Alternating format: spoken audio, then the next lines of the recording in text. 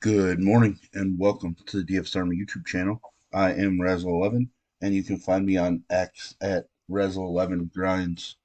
You can take a look at some pitching for today, the 12th of August. Um, we're going to focus just on the 10-game main slate. I believe there's a 5-game day slate, but for this video, we will look at the main slate of 10 games. Weather-wise, let's take a look. We have some weather issues in Pittsburgh. Right now, we have it listed as 70% chance of a delay, 15% chance of a PPD. Second game of the Braves Mets doubleheader, the one that is on this slate, 20% chance of a delay risk with just 5% chance of a PPD risk. And then some slight delay risk in Kansas City, but nothing to worry about there. So obviously, Pittsburgh Cincinnati is a big one to pay attention to from a weather standpoint. So let us dig in. Spencer Strider has not fared well against the New York Mets. He is a minus 220 favorite, though. The Mets have gotten to him.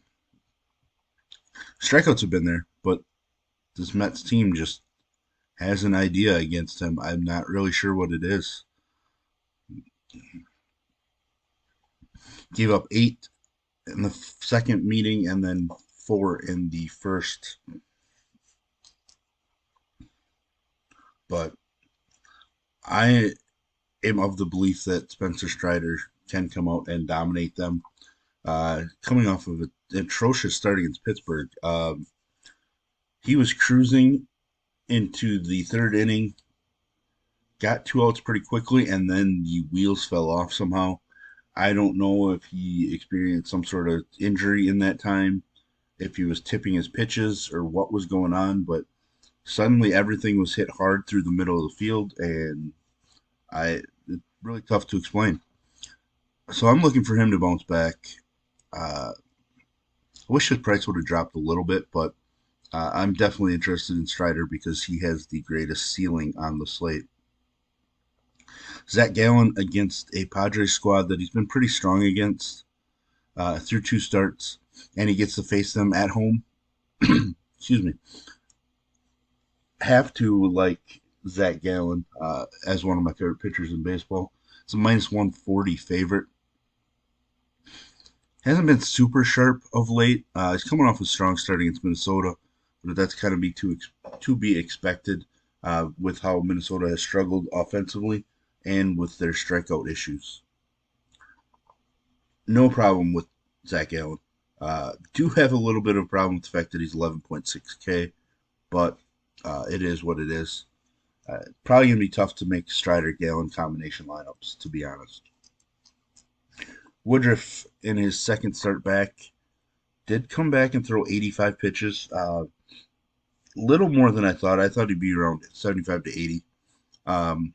Looked pretty good against Pittsburgh. Gave up 2 solo home runs. Strikeouts were there. And now he's taking on a White Sox squad that has not been good. They did get to Corbin Burns last night, which is a little shocking.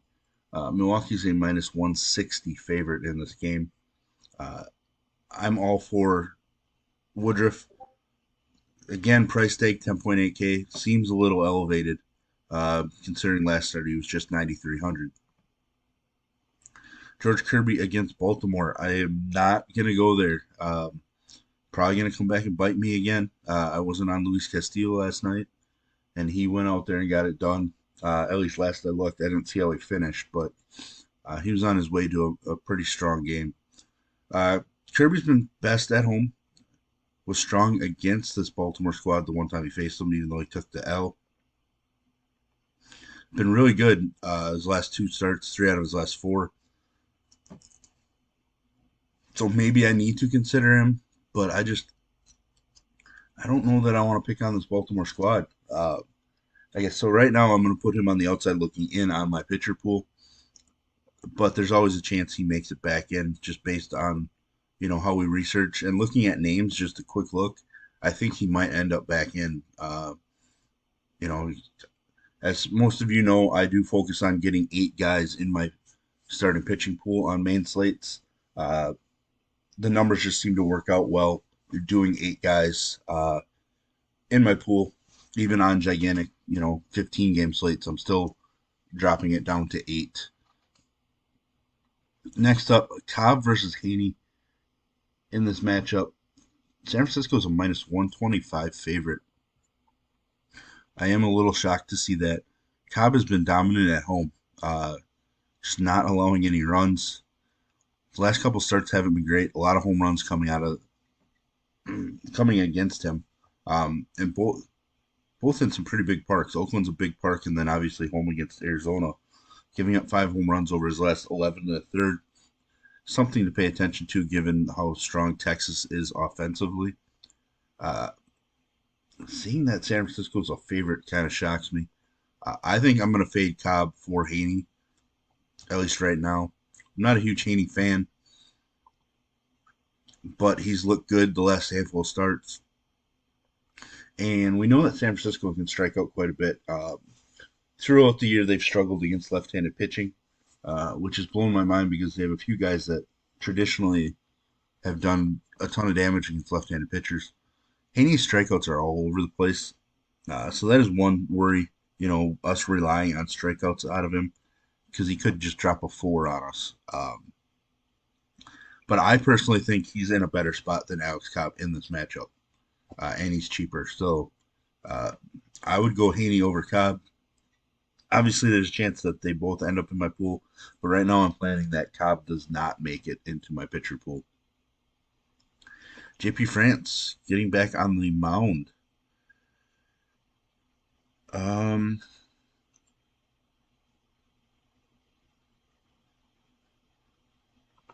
let's take a look. I know he threw in relief, kind of piggybacked off of Urquidy. Uh,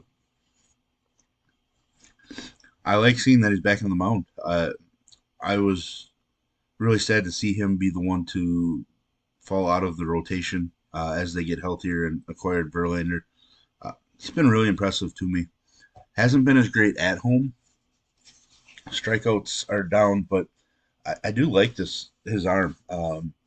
Just 5 strikeouts and 11 and a third against the Angels. It's a little worrisome. There are strikeouts in this lineup. I'm gonna have to see how his splits have evened out or not, because at one point I know he's pretty strong reverse splits, and if those have held true, I actually like him more against this version of the Angels lineup. But we'll have to dig in a little bit more. He is a minus 170 favorite in this game. Higher game total, but I am intrigued. I think I have him just ahead of Cobb if we're kind of giving rankings here as we go. Tony Gonsolin, decent at home. His performances are all over the place, but he's just not getting strikeouts. Strikeouts are huge, obviously. He's a minus 292 favorite, so he has the matchup to make it work. Just not in love with the price tag. Not really in love with what appears to be 16-point upside right now. But with that said, we know he's capable. 25.5 against San Diego, 26.5 against the White Sox, 23 against the Brewers. He is capable of a mid-20s performance, which is what we're looking for. So right now he's going to make it in, but I don't feel great about the upside, to be honest, at all. Not really interested in Anderson. Well, not really, just not interested in Tyler Anderson at all. Steven Matz, I am interested, but this Kansas City squad has been scoring some runs. St. Louis is a minus 145 favorite. He's been really good. 4 starts, allowing 2 total runs over those 4. 6 strikeouts in 3 out of the 4. I'm interested. I won't go too heavy on him based on how Kansas City has been offensively, but I certainly like Matt and the way that he is thrown. Taking a look at some other guys. I don't really know. Hatch isn't going to be the long reliever. He just threw 40-some pitches on the 10th, so I just don't see him making it. Medina has had some solid outings of late. Uh, this matchup, this game just isn't exciting to look at, but um, Washington is a minus 145 favorite in this game. I don't think I'm going with Medina. I just don't think he's intriguing enough for me, but I think some people will push him as an option. And while I understand it, given the matchup, I don't really want to rely on a starting pitcher from Oakland. Rich Hill, no thanks against Arizona. Does not look good in his one performance since the trade deadline. Uh, wasn't exactly great leading up to the trade deadline either. So I will pat on Rich Hill. Quintana against Atlanta. No, thank you. Williamson against Pittsburgh, maybe. He's coming off of an elite performance. But the big thing here is the weather in Pittsburgh. That's uh, rain is not good. Huge delay risk. We're going to need to know when that delay is expected. You know, if it's a pregame delay, fine. If it's something that's going to hit an hour into the game, that's going to worry me, obviously, with pitching. Uh, Williamson is intriguing enough that I will consider him, but again, it really depends on the rain timing. Cole Reagans has looked phenomenal in his two starts back at the major league level. He actually looked great in his last start before getting sent down as well. Uh, his strikeouts are through the roof. I'm gonna have to look at his minor league numbers this year to see if there's been a spike in strikeouts, but uh, absolutely dominated the Mets and then followed it up with a dominant performance against Boston when everybody was on the Red Sox. I think I have to consider him based on how he's throwing, and we know St. Louis is extremely hit or miss. They do have some guys that have traditionally crushed left-handed pitching, so there's some worries there. But man, Cole Reagans has looked really good, and he's just 5,500. I don't know if I want to fall for the trap or not, uh, because at some point the wheels should fall off. I mean, this is a guy that has not done it before at the major league level, and suddenly he's just absolutely doing it. So um, that'll be an interesting one to break down and kind of make a decision on as the day goes on. But there we have it. There is our pitching video for today. First look at how I'm thinking the slate goes, or what I'm thinking about the slate in terms of pitching. If you enjoy what I bring to you, please hit the like button, hit the subscribe button, turn the notification bell on to get the alert anytime we drop videos here at DFS Army. And if you want to join us, get access to our coaches, tools, Discord, etc., I will put links in the description below.